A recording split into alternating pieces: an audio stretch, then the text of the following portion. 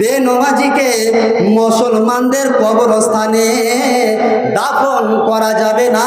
আপনাকে বলছি, আপনি যদি নামাজ না পড়েন, দুনিয়াতে এবং আখিরাতে কতটা আপনার ক্ষতি রয়েছে। শেখ মুহাম্মদ ইবনে উসাইমিন রাহিমাহুল্লাহ একটি রিসালা সালাত পরিত্যাগকারীর বিধান, সে গ্রন্থ থেকে, সে রিসালা থেকে আমি কয়েকটি বাক্য আপনার সামনে তুলে ধরছি।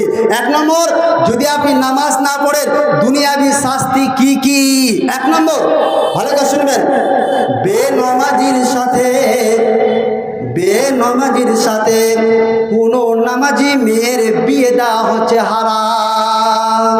শেখ উসাইমিন ইবনে রাহিমাহুল্লাহ বলছেন এক নম্বর। দ্বিতীয় নম্বর, বেনমাজি ব্যক্তি যদি কোনো জন্তুকে জবাই করে, উদাহরণস্বরূপ আজকের জালসা মাহফিলের গরু যদি কোনো বেনমাজি জবাই করে থাকে, তাহলে সে বেনমাজির জবাইকৃত পশুর মাংস খাওয়া মুসলমানদের জন্য হারাম।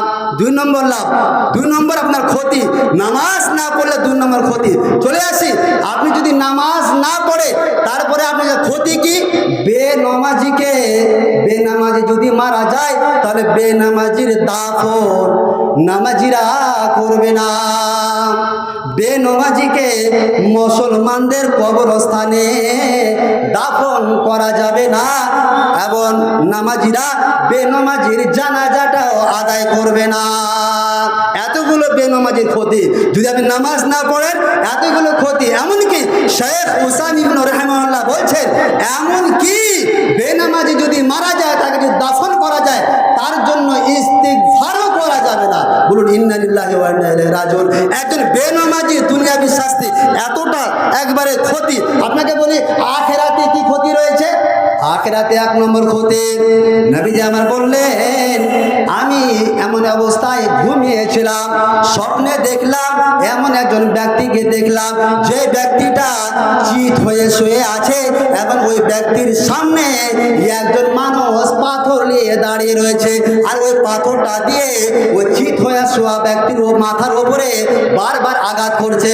যখনই এই পাথরটাকে চিত হয়ে শোয়া ব্যক্তির মাথায় আঘাত করা হচ্ছে, সাথে সাথে ওই লোকটার মাথাটা চূর্ণ বিচূর্ণ হয়ে এদিক ওদিক ছিটকে যাচ্ছে। এক নম্বর। তারপরে নবীজি আমার বললেন, যখন আমি ফেরেশতাদেরকে জিজ্ঞেস করলাম, তিনারা আমাকে উত্তর দিলেন, এই সমস্ত মানুষেরাই ওরা, এই লোকটা হচ্ছে ওই রকম ব্যক্তি, ওই বৈশিষ্ট্যের ব্যক্তি যে লোকটা দুনিয়াতে মানুষকে ভালো কাজের আদেশ করতো কিন্তু নিজের আমল করতো না। ওই লোকটা দুনিয়াতে নামাজ পড়তো না। এটা হচ্ছে কবরের শাস্তি। আপনাকে বলি আরেকটা কি ক্ষতি আপনার বেনমাজি কিয়ামতের মাঠে ক্ষতি। বেনমাজির বাসস্থান বা সাথী হবে কারা? ফেরাউন, হামান, যেটা আমি আব্দুল্লাহ ইবনে আমরের হাদিস আলোচনা করলাম। বেনমাজিকে সাকার নামক জাহান্নামে প্রবেশ করানো হবে।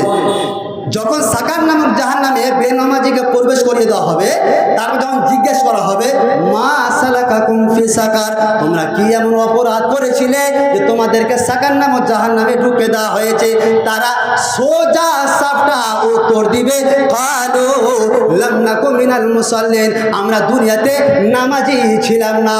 আর একটা কথা বলবো, সেটা কি, কিয়ামতের মাঠে জাহান্নামের একটা তলদেশ আছে, যেটা খাল, যেটার গভীরতা অনেক, যে খালটার নাম হচ্ছে গাইয়া। কি নাম বললাম? কথা মনে রাখবেন, গাইয়া। সে গাইয়ার নামক খালে বেনমাজিকে ঢুকানো হবে। আল্লাহ রাব্বুল আলামিন বলছেন, ফাখালাফা মিন বাদিহিম খালফুন আযাবুস সালাত, ওদের বৈশিষ্ট্য কি, নামাজকে ছেড়ে দিত, নামাজকে নষ্ট করে দিত, নিজের মন মতন চলতো। ফাসাউফা ইয়ালকাউনা গাইয়া, এদেরকে গাইয়া নামক জাহান্নামে প্রবেশ করানো হবে। যাক, আমি আমার বক্তব্য আর লং করছি না, সময় যেহেতু শেষ, কাজে আপনাদের কাছে আমার একটি করুণা বিনয়ের সঙ্গে আবেদন, নামাজ জীবনে ছাড়িয়েন না। নামাজ আপনার হচ্ছে মূলধন, নামাজটা হচ্ছে আপনার কি বললাম, মূলধন।